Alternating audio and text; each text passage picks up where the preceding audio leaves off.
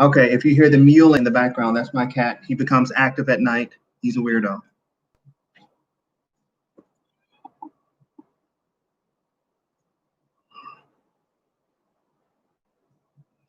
Okay, go. You want to go in the kitchen? Go in the kitchen. Okay, so this is from my new novella. It's called The Devil's Gunt. It was published yesterday by Hellbound Books. I created this through a writing challenge last year before NaNoWriMo. They did a bizarro, pretty much the same thing as NaNoWriMo in October for bizarro. And I liked it so much. Once October was done, I finished it and I submitted it, and I got a publisher who liked it enough to publish it. The Devil's Gun is about a man who is impregnated by the devil. He's a sea-level porn star, and he goes on the run from coworkers, a detective, a disgraced, well, not detective, a disgraced actor from an 80s television show, and the devil himself. I'm gonna read from chapter 12.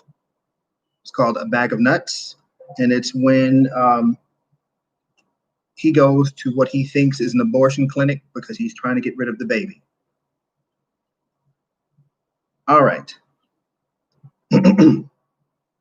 It was a nondescript place in a shopping plaza on the east side. The sign above the entrance read, Family Health. Joe had driven and had elected to stay in the truck.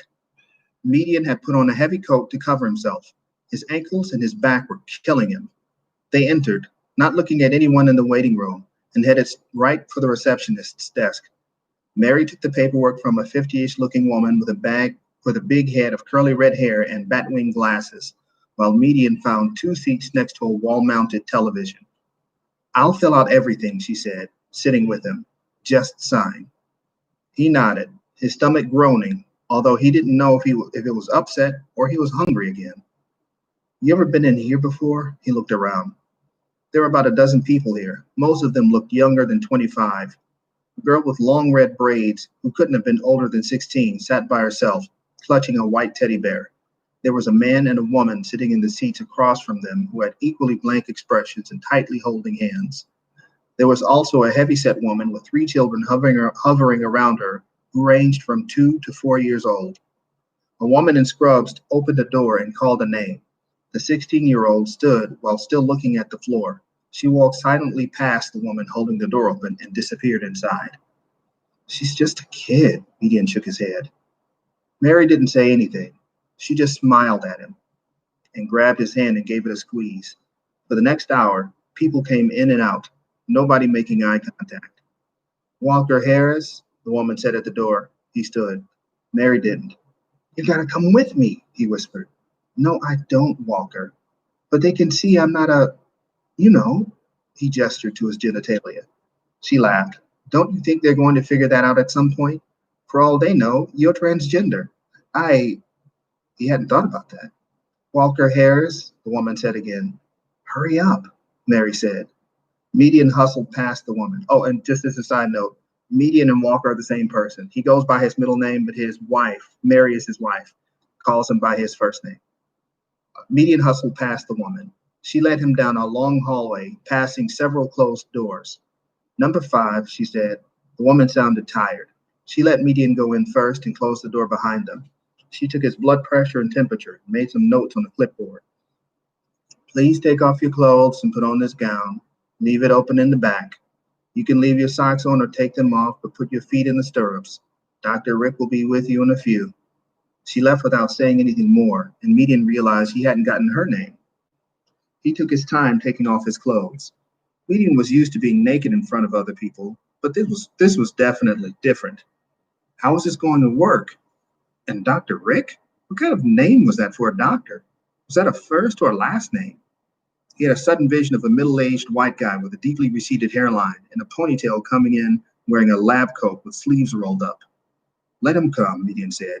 Good old Dr. Rick. He found his mind wandering as he sat back and put his feet up. Would the doctor shake his hand? How would they introduce themselves to one another? Of all the places he could have been right now, Median let his mind wander to how he had gotten here. He thought about the circumstances beyond his control that resulted in him being in this situation. Balls.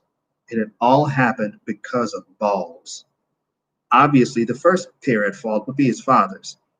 He and his brother hadn't been lucky enough for their dear old dad to have abandoned them after conceiving Jerry. Their old man had stuck around long enough to screw them up. He had never laid a hand on either of them or their mother, but his torture had run so much deeper than anything physical could have. He had tortured their dog, left it barely hanging on to life, and encouraged Median to put it out of its misery.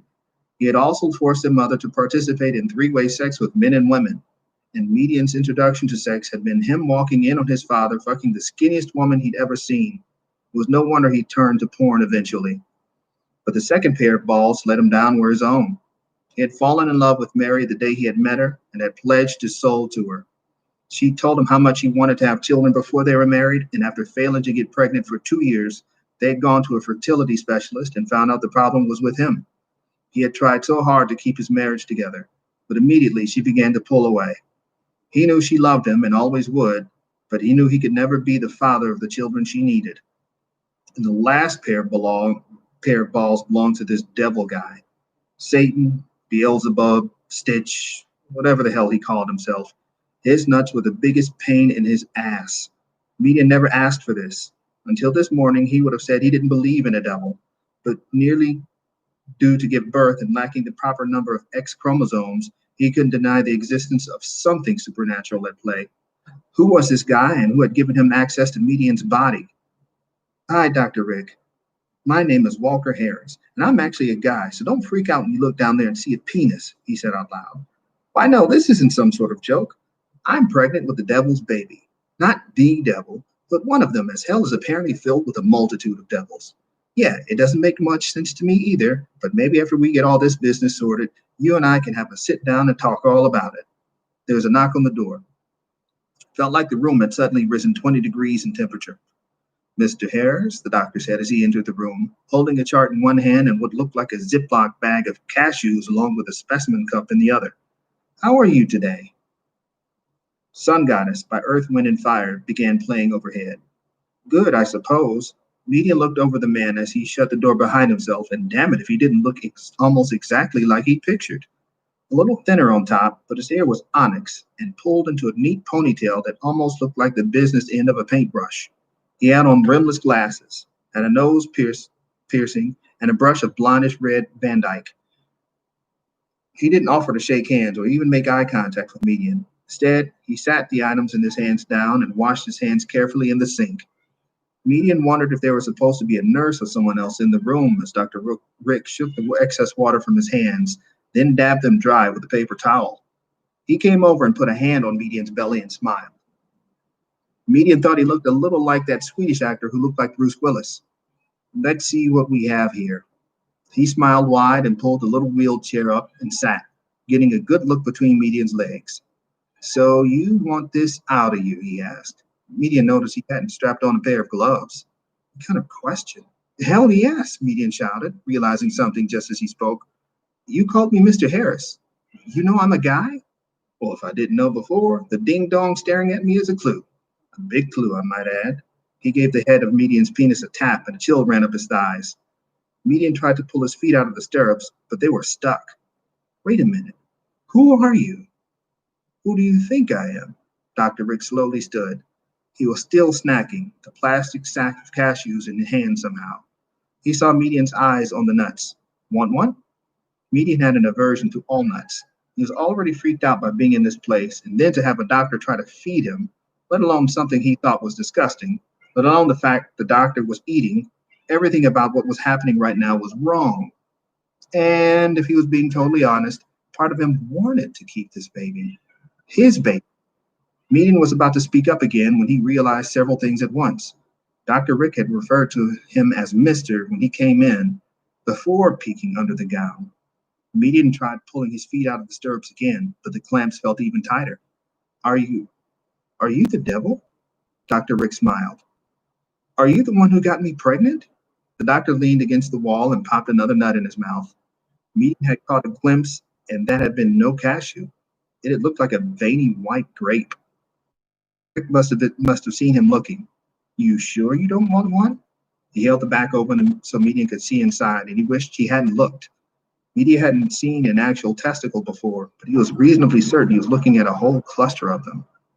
His vision of the doctor blurred, and he had a long moment of something akin to motion sickness, like the doctor was far away and close up at the same time. He eventually recognized he was seeing two different images of the same figure. Through one eye, he saw the middle-aged, balding yet ponytailed, red gold Van Dyke hippie, and through the other, he saw a crimson-skinned, goat-legged, snake-eyed figure with the studded horns wreathed around his head. No, Median said, voice barely reaching his ears. The Dr. Rick Devil sat the sack on the counter by the sink and dusted his hands. All right, let's get this started. What are you going to do? Median asked. Exactly what you came here for. I'm going to take that thing right out of you.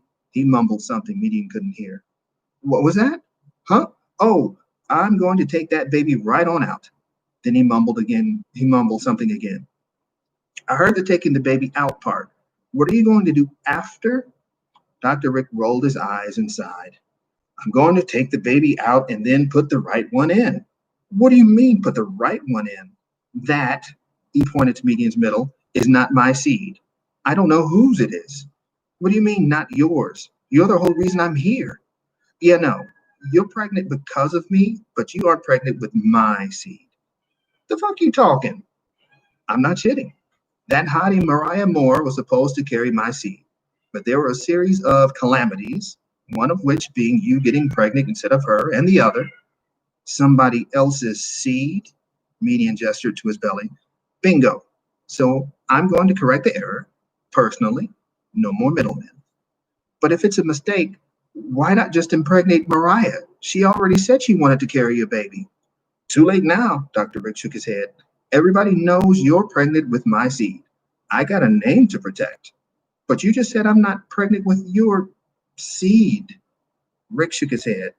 My man, perception is everything in my business. He cocked his head to the side and stepped closer, taking Median's wrist between his thumb and index. Your pulse is up. Are you afraid? Yes, you're the fucking devil. But I'm not going to kill you. I owe you. I don't even want your soul. Median just stared at him. Well, what? What do you want? What do you mean, what do I want? You mean like anything? Yes, I mean, within reason. $50,000, the girl of your dreams for a night, or the guy. I don't judge. I don't know. Could you answer something for me? I mean, in addition to the wish or whatever? You know what? Usually I would tie you up in a pretzel for asking something like that. But shoot, what do you want to know? I'm omnipotent. Does my father have a love child? Rick choked off a laugh and covered his mouth. I'm sorry. I don't mean to laugh. It's just that I haven't heard that term in so long. Well, do I? You mean Carmen? How'd you find out? Your mother made him swear to never tell you. Really lucky guess? Rick stared at him for a long moment, then grinned, playing him close to the chest. I respect that. So what do you want for your actual wish? I want the girl, the woman. Rick came close enough he could have rubbed noses with them. Both images consolidated into an amalgamation that was simultaneously more human than the doctor and more sinister than the demon. The girl, of course, it's always a girl. What's her name? Beatricia. I don't know her last name. Rick smiled. Aladdin rules apply, you know. Aladdin rules? Like the genie in Aladdin. I can't make her fall in love with you or bring her back from the dead. Well, I actually can, but it's kind of gross. I guess I technically subvert human will and make her appear to be in love with you, or I can just flat out make her your sex slave. That's okay. I just want to see her again. Is she still alive? Yes, Dr. Rick put his hands together and put his index fingers to his mouth. You're making all kinds of mistakes right now that normally I'd love to take advantage of, but because you're my bro, I want to put you up on game. Median stared at him blankly. For the sake of this conversation, I'm the devil, right? What do I do? Lie? Yes, but more specific to a situation like this. I would grant your wish, but in some twisted way you weren't anticipating. Sometimes that's not my fault. It's like Plinko on The Price is Right.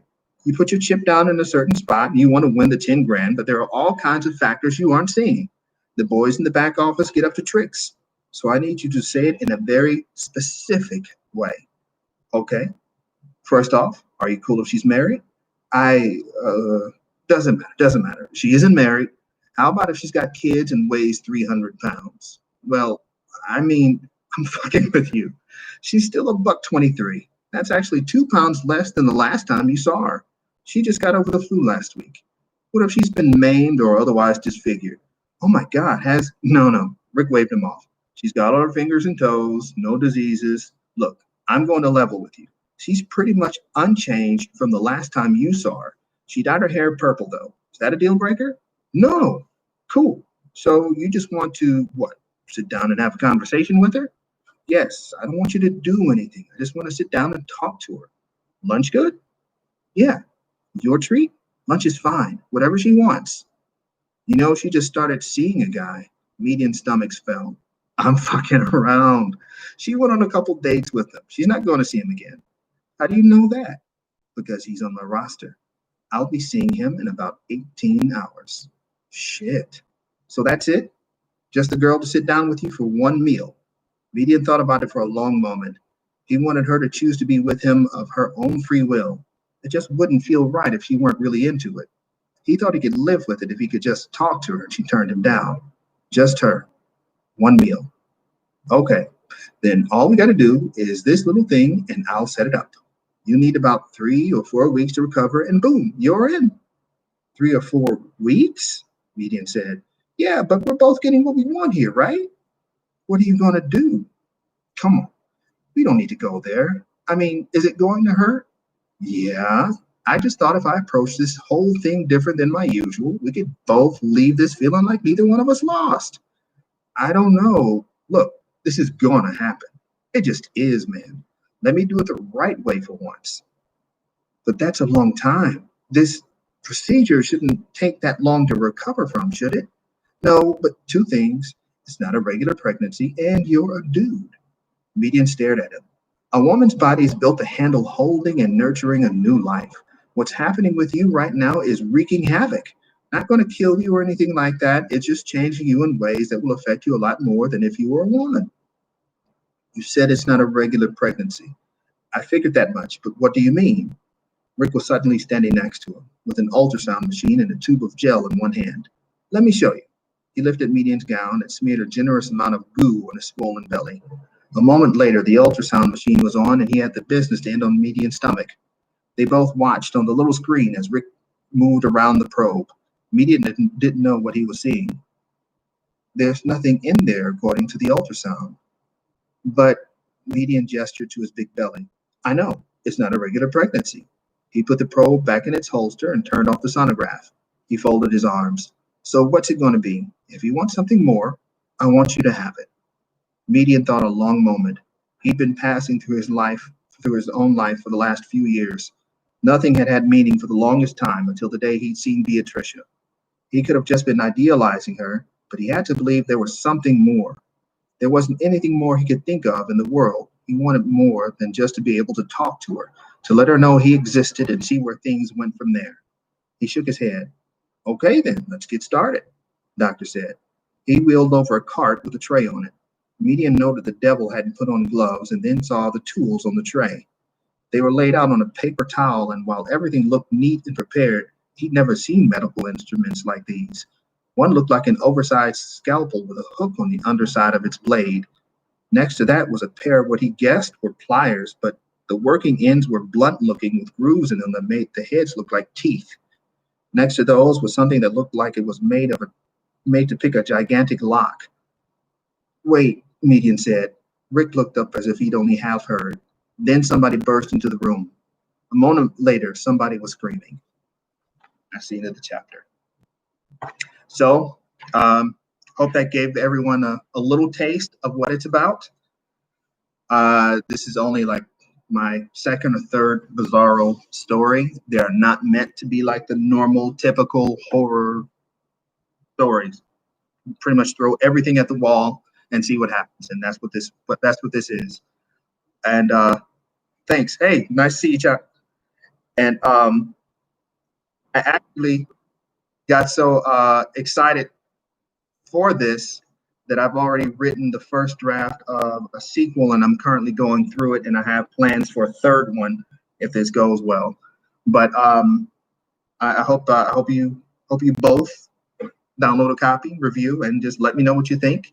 In the meantime, I hope everybody has a great night. I'm probably just going to finish my Cape Cod and turn in myself. Thank you.